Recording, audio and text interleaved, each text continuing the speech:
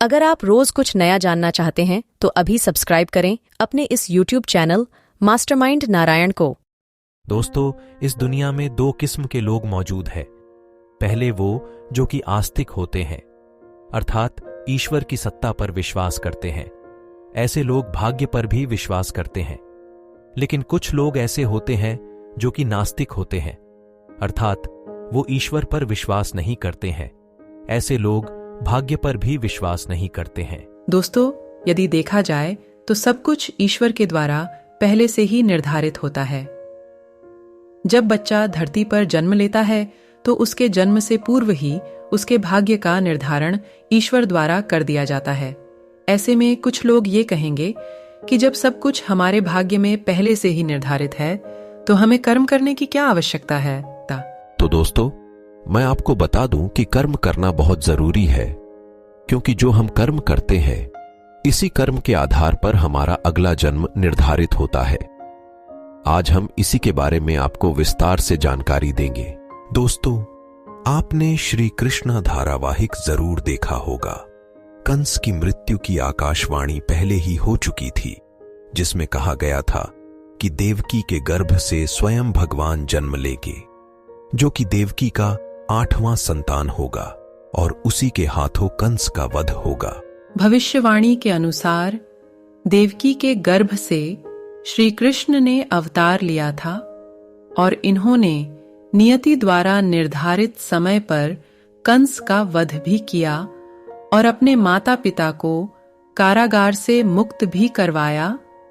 तो दोस्तों, यह सब कुछ पहले से ही निर्धारित था। दोस्तों, जो भी मनुष्य इस धरती पर जन्म लेता है उसका भाग्य सब कुछ विधाता द्वारा पहले से निर्धारित कर दिया जाता है।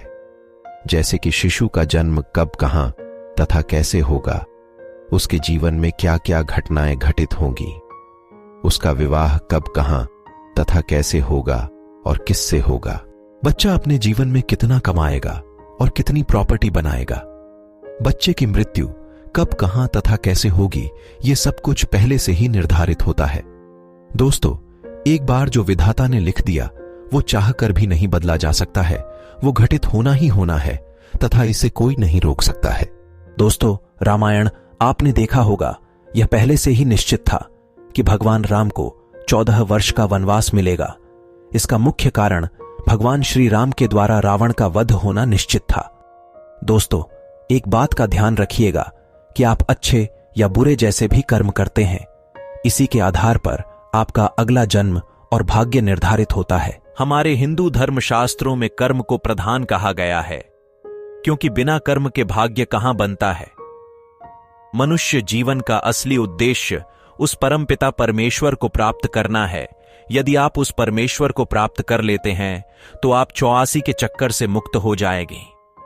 साथ ही साथ आप हमेशा के लिए जन्म मरण के चक्कर से मुक्त हो जाएंगे। आपको दोबारा इस मृत्यु लोक में जन्म नहीं लेना पड़ेगा, क्योंकि आपकी आत्मा उस परमपिता परमेश्वर में विलीन हो जाएगी, जिससे आपको मुक्ति मिल जाएगी। इसीलिए हमें हमेशा अच्छे कर्म करने चाहिए। हमेशा हमें दूसरों का भला करना चाहिए। यदि आपके नजर में कोई गरीब है, दीनहीन है, तो उसकी हमें मदद करनी चाहिए। ब्राह्मण और साधुजनों का हमें आदर सत्कार करना चाहिए। हमेशा हमें ईश्वर की पूजा करनी चाहिए। उसका प्रतिदिन हमें सुमिरन करना चाहिए, जिससे ये हमारा मानव जीवन सफल हो सके। लेकिन एक बात ध्यान रखिएगा, यदि आप बुरे कर्म करते हैं, लोगों को सताते हैं या लोगों को आप परेशान कर रहे हैं, तो आपको उसकी सजा इसी जन्म में भोगना पड़ेगा। सतगुरु देव भगवान के चरणों में नमन। अगर वीडियो अच्छा लगा हो तो मास्टरमाइंड नारायण YouTube चैनल को सब्सक्राइब करें।